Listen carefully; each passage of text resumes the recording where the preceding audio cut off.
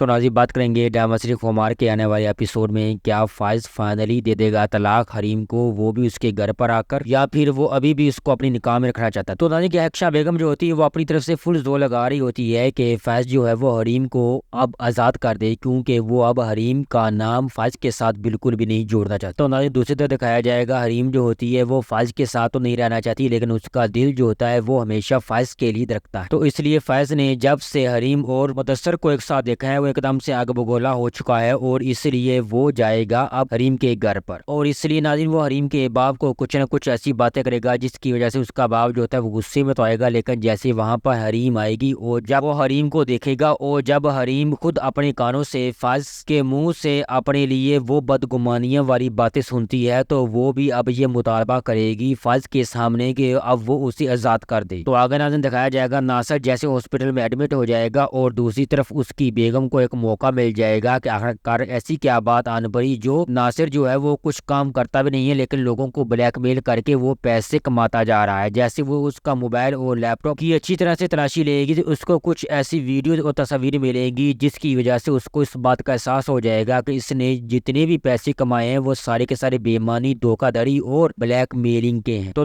ناصر جب اپنی بیوی کو فون کرتا ہے تو اس کی بیوی اس سے سوال کرتی ہے کہ تم اتنی حرام کی کمائی کھا چکے ہو کہ تمہارا بدن جو ہے اب حرام کی کمائی کو ہضم کرنا بالکل بھول چکا ہے۔ تو آگے سے ناصر یہ کہتا ہے یہ تم کیا بکواس کر رہی ہو، آگے سے یہ کہتی ہے میں نے تمہارے موبائل اور لیپ ٹاپ کی اچھی طرح سے تلاشی لی ہے، اس میں سے کچھ ایسی گندی ویڈیو اور تصاویر مجھے ملی ہے جس سے تمہارا یہ حال ہے۔ تو آگے ناظرین دکھایا جائے گا لیبا اچھی طرح سے جانتی ہے کہ نہ تو اس کا بھائی مانے گا وکاس کے لیے اور نہ ہی اس کی ماں، لیکن وکاس جب اپنی ماں سے لیبا کے لیے بات کرتا ہے تو اس کی ماں یہ کہتی ہے کہ ہم ان کنگلے لوگوں کے ساتھ بالکل بھی تمہارا رشتہ نہیں کر سکتے اور تم لیبا کو بھول۔ تو دوسری طرف وکاس کو جب اس بات کا احساس ہو جاتا ہے اس کی ماں بھی نہیں مانتی ہے، تو جب وہ لیبا سے فون پر بات کرتا ہے تو آگے سے لیبا یہ کہتی ہے کہ اگر آپ میرے لیے سب کچھ چھوڑ سکتے ہیں تو میں بھی آپ کے لیے سب کچھ چھوڑ سکتی ہوں۔ تو دوسری طرف عائشہ بیگم جو ہوتی ہے وہ چپکے سے یہ سب باتیں سن لیتی، لیکن وہ اپنی بیٹی کو بالکل بھی ایسا نہیں کرنے دے گی، اور یہاں تک کہ وہ اپنی بیٹی کو روکنے کی بھرپور کوشش کرے گی، لیکن ناظرین عائشہ بیگم جو ہوتی ہے وہ اس بات سے بالکل انجان ہے، کیونکہ اب وقت آ چکا ہے اس کو اس کی قیمت چکانے کا جو کچھ اس نے حریم کے ساتھ کیا۔ دوسری طرف دکھایا جائے گا مدثر کی ماں جو ہوتی ہے وہ بار بار اپنے بیٹے کو حریم کے لیے منانے کی کوشش کرتی ہے کہ ایک بار اس کا بیٹا جو ہے وہ حریم کے لیے حامی بھر دے تو وہ فوراً سے حریم اور مدثر کی شادی کروا دے گی۔